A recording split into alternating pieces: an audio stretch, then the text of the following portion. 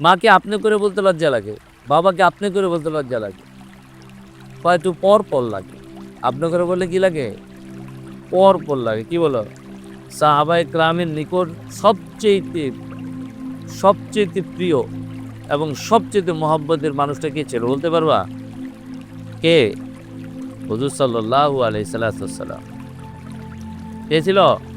হুজুর সাল্লাল্লাহু আলাইহি সাল্লাম। আন-নাবিয়্যু আওলা বিল মুমিনিনা মিন আনফুসিহিম। আর তো এরকম না?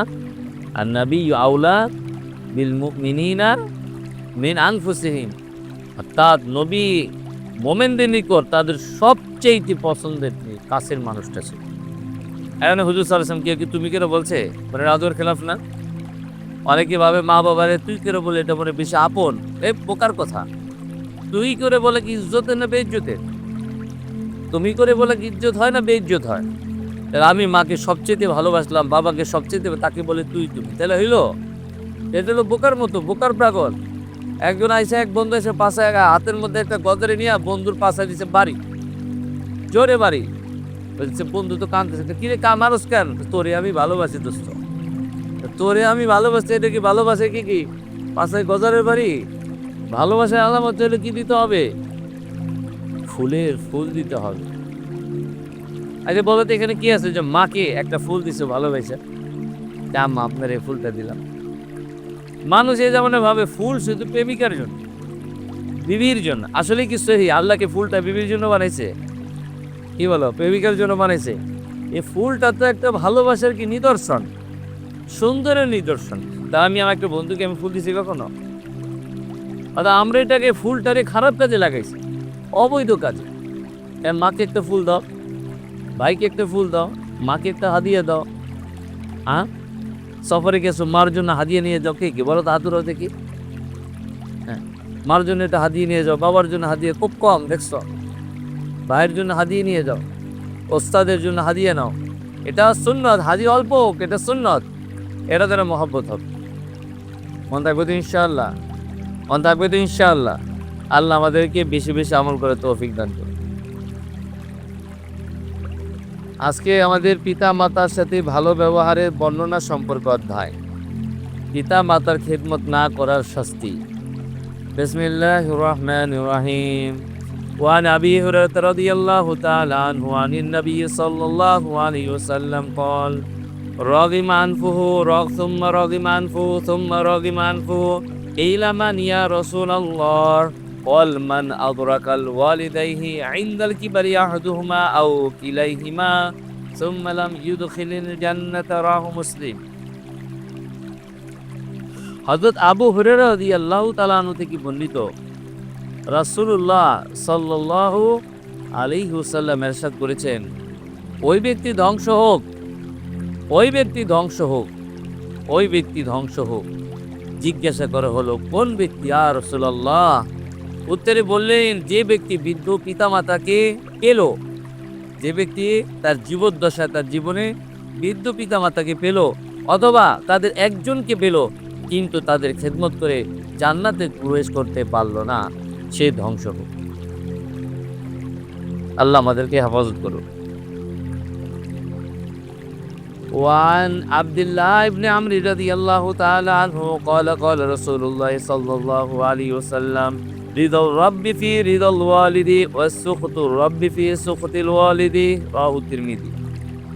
হযরত আব্দুল্লাহ ইবনে আমর রাদিয়াল্লাহু তাআলা আনহু থেকে বর্ণিত, তিনি বলেন রাসূলুল্লাহ সাল্লাল্লাহু আলাইহি ওয়াসাল্লাম ইরশাদ করেছেন, পিতা মাতার সন্তুষ্টির মাঝে আল্লাহ তাআলার সন্তুষ্টি রয়েছে, আর পিতা মাতার অসন্তুষ্টির ভিতরে আল্লাহ তাআলার অসন্তুষ্টি রয়েছে। অর্থাৎ বোঝা গেল কি যে আল্লাহ তাআলা হাদিসে, এক নম্বর হাদিসের মধ্যে আল্লাহ তাআলা, আল্লাহ নবী ওই ব্যক্তিকে লানত করছে যে ধ্বংস হোক, ধ্বংস হোক, ধ্বংস হোক। কয়বার? একজন নবী যাকে ধ্বংস হোক বলছে সে কখনো কামিয়াবি হইতে পারবে? সে যতই ডিগ্রি হাসিল করুক, সে যতই মাল হাসিল করুক, সে যতই তার চেহারা শুধু সুন্দর হোক, দুনিয়াবি সুখ সামান, দুনিয়ার সুখ শান্তির সামান তার কাছে থাকুক, কিন্তু আল্লাহ নবী 3বার তাকে অভিশাপ দিয়ে গেছে। তাহলে ওই ব্যক্তি কি কি বলে সুখ শান্তি পাবে? 3 বার অভিশাপ দেওয়ার পর বলতে সাহাবা একরাম বলল, ইয়া রাসূলুল্লাহ, কে ওই ব্যক্তি? বলছি, যে তার পিতামাতা দুজনকে কি বৃদ্ধ অবস্থায় পাইলো অথবা একজনকে পাইলো, আর সে খেদমত করে মা বাবার ফরমাবারদার হয়ে মা বাবার কথা শুনে তাদের পিছনে জানমাল খরচ করে তাদের দিল থেকে দোয়া নিতে পারলো না, অর্থাৎ মা বাবার দোয়া করে সন্তানকে জান্নাতে প্রবেশ করাতে পারলো না, সে জান্নাতে প্রবেশ করাতে পারলো না মা বাবা তাদেরকে, অর্থ কি? যে মা বাবা তাদের খেদমতে তার আচরণ তার কথাবার্তায় সন্তুষ্টির দোয়া করে যে আল্লাহ আমার সন্তানটাকে মাফ করে দেন, জান্নাতি বানায় দেন। আর মার বাবার দোয়ার মাঝখানে আসমানে কোনো পর্দা থাকে না, অর্থাৎ এটা কবুল হয়ে যায়। সুবহানাল্লাহ। অর্থাৎ মা বাবা দোয়া করে তাকে জান্নাতি বানাইতে পারলো না, তাই ব্যক্তি কি হোক? ধ্বংস হোক। এখন দেখো আমরা যারা মুসলমান, আমরা যারা মুসলমান বলে দাবি করি, আমরা কি আমাদের মা বাবার সাথে এরকম আচরণ করি? মা বাবার খেদমত করি? কি বলো, করি? বরং দেখে যায় মা বাবার সাথে আমরা সবচেয়ে খারাপ ব্যবহারটা করি। এখান থেকে ভালো থাকি, কিন্তু বাসায় যে মার সাথে একটা ঝাড়ি দিই, বাবাকে একটা ঝাড়ি দিয়ে কথা বলি। মা বাবাকে ঝাড়ি দেওয়া কবিরা করে। এই মা বাবাকে ঝাড়ি দেওয়া কি কবিরা গুনাহ? যারা মা বাবাকে ঝাড়ি দিবে আল্লাহর রহমত থেকে দূরে থাকবে, তারা জান্নাত থেকে দূরে থাকবে। আর খেদমত, মা বাবার খেদমত করা, মা বাবার সন্তানের ক্ষেত্রে কয়েকটা খেদমত পায়। 1 নম্বর শারীরিক খেদমত সন্তানের জন্য করা ওয়াজিব। যে মা বাবা অসুস্থ, মা বাবার পা টিপা, মা বাবার মাথা ব্যথা, মা বাবার মাথা টিপা, মা বাবার কাপড় চোপড় ধুইতে পারে তাদের কাপড় চোপড় ধোয়া, নিজে হোক বা লোক দিয়ে করা, এটা সন্তানের উপর ওয়াজিব। 2 নম্বর মা বাবার ভরণ পোষণ, এটা সন্তানের উপর ওয়াজিব। অনেকে মনে করে নিজের বিবি বাচ্চা পালার পরে খরচ দেওয়ার পর টাকা থাকলে মা বাবাকে টাকা দেওয়া হবে, মা বাবাকে খরচ দেবে, এটা একেবারে একটা, অর্থাৎ কি বলে, একটা অজ্ঞতা, মূর্খতা, আর একটা মানে গোমরাহি। বরং নিজের বিবি বাচ্চার চাইতেও মা বাবার হক বেশি। তার হক বেশি, মা বাবার হক বেশি। কেন? তোমার মা তোমাকে 10টা মাস দেখো কত কষ্ট করছে। হ্যাঁ, 10টা মাস কত কষ্ট করছে। 10টা মাস খাইতে পারে নাই এই মহিলা, 10টা মাস ঘুমাইতে পারে নাই এই মহিলার, 10টা মাস পেটে ব্যথা সহ্য করছে না? তার ঘুম হারাম হয়েছে, তার আরাম হারাম হয়েছে, তার খাওয়া আরাম হয়েছে। এই 10টা মাস তার মুখে কোনো রুচি ছিল না। তারপরে যেদিন তুমি দুনিয়াতে আসছো, পৃথিবীর মধ্যে সবচেয়ে কষ্টের দিন হলো তার এই দিনটা। অর্থাৎ একটা মা সন্তান প্রসব করতে যে, জন্ম দিতে যে এমন কষ্ট হয় যে কোনো মা এই কষ্টে মারাও যায়। যারা শোনো না, যে বাচ্চা হইতে যে মারা গেছে, একেবারে মৃত্যুর দুয়ার থেকে এই মাতা ফেরত আসে। অর্থাৎ তার এত রক্তক্ষরণ হয়, এত ব্যথা হয়, যে ব্যথার তীব্রতায় মানুষ মারা যাচ্ছে। এই মহিলা এই পরিমাণ কষ্ট বরদাস্ত করার পর তোমাকে দুনিয়াতে আনছে। তারপরে আজকে সেই মা, আজকে আমরা বড় হয়েছি, এই মা 10 মাস 2টা বছর, তোমার 10 মাস তো কষ্ট করছে, তারপরে 2টা বছর দেখো তোমার প্রস্রাব পায়খানা সব পরিষ্কার করছে, 2টা বছর তোমাকে দুধ খাওয়াইছে। আরে মেয়ে, তুমি আধা কেজি দুধ প্রতিদিন খাইতে পারো? দেখো তো দোকান থেকে কিনা। তোমার আল্লাহ শক্তি দিছে, তোমার বেন দিছে, তোমার মধ্যে এখন কামাই করার ক্ষমতা দিছে, কিন্তু প্রতিদিন তুমি দোকান থেকে আধা লিটার কিনা এখনো খাইতে পারো না, গরিব দুধ। কিন্তু এই মা তোমাকে 2টা বছর দুধ খাওয়াইছে, কি কত কেজি দুধ খাইছে চিন্তা করতে পারবা? কি 1 টাকা নিছে মা? হ্যাঁ, শুধু কি দুধ খাওয়ার ঋণ কয় না, এই 10টা মা কষ্টের পরেও মা 2টা বছর দেখো এই মা বাবা রাতে ঘুমাইতে পারে না, তুমি রাতে কাঁদছো, এই দেখো কান্দার ভিতরেই মা উঠা তোমার খানা দিছে, তুমি রাতে প্রসাব করছে, উঠেই প্রসাব সাফ করছে। তোমার আজকে দেখো ঘুমা রয়েছে, কেউ ডাক দিল, আজকে মার ঘুমের মধ্যে ডাকলে তোমার রাগ আসে, তাই না? কি বলো? আরে যাও, পরে শুনবো, ঘুম থেকে উঠে নেই। আল্লাহ আমি সহ তোমাদের সবাইকে মাফ করে দেয়।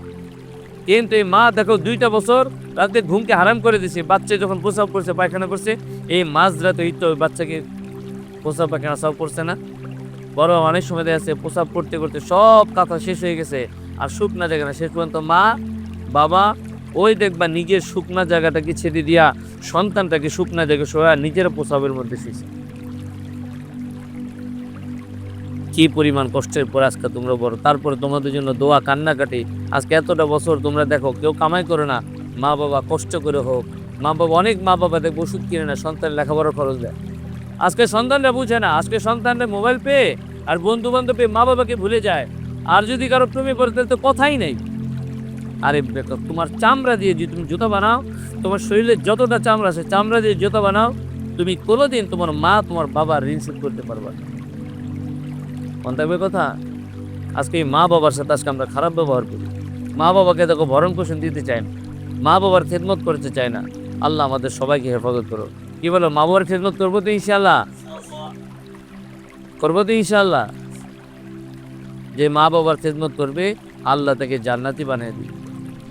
আল্লাহ তাকে দুনিয়াতে আল্লাহ তাকে নেক হায়াত দান করবে, হায়াতে বরকত দিবে। মা বাবার খেদমত যারা করবে আল্লাহ দুনিয়াতে তাদেরকে দরিদ্র করবে না।